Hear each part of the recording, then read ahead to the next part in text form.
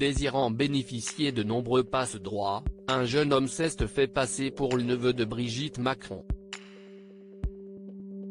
Le 26 octobre prochain, Thibault L. sera jugé par le tribunal correctionnel de Paris pour usurpation d'identité et diverses escroqueries commises entre mars et avril 2018. Il n'a pas agi seul mais avait une complice, Anne-Sophie K. L'affaire commence en mars 2018, rapporte Le Parisien. Pierre-Olivier Costa, directeur de cabinet de Brigitte Macron, est contacté par un hôtel de luxe marocain qui confirme avoir reçu son mail depuis l'adresse dire k@presidencefrance.fr. L'établissement souhaitait régler les derniers préparatifs de l'arrivée du neveu de la première dame. Prenant conscience de l'escroquerie, Pierre-Olivier Costa dépose rapidement plainte. Les enquêteurs de la brigade de répression de la délinquance astucieuse, BRDA, découvrent rapidement que Patrick Strozoda, le directeur de cabinet d'Emmanuel Macron, a également été victime d'usurpation d'identité dans cette affaire mais aussi que l'homme et sa complice n'étaient pas à leur coup d'essai.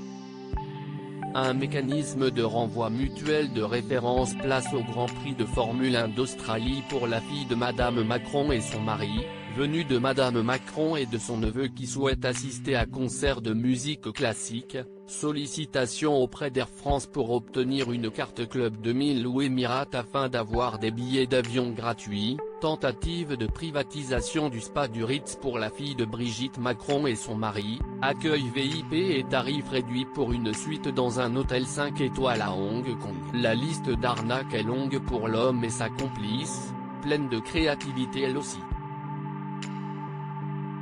En 2018, la jeune femme a d'ailleurs contacté le responsable de la communication de Tesla afin de lui affirmer que l'écologie était un enjeu majeur pour le président et sa femme avant de préciser qu'il aimerait bien entendu intégrer une Tesla dans la flotte de l'Élysée.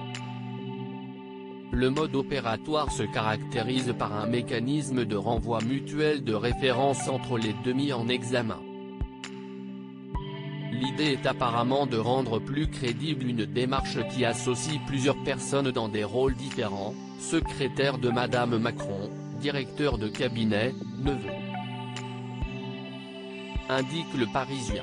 Arrêté en avril 2018, Thibault L.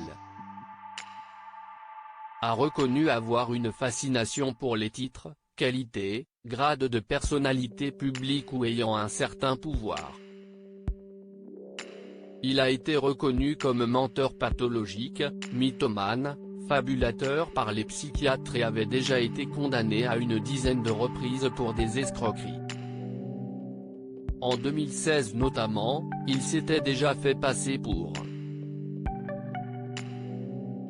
le fils d'un ministre de François Hollande.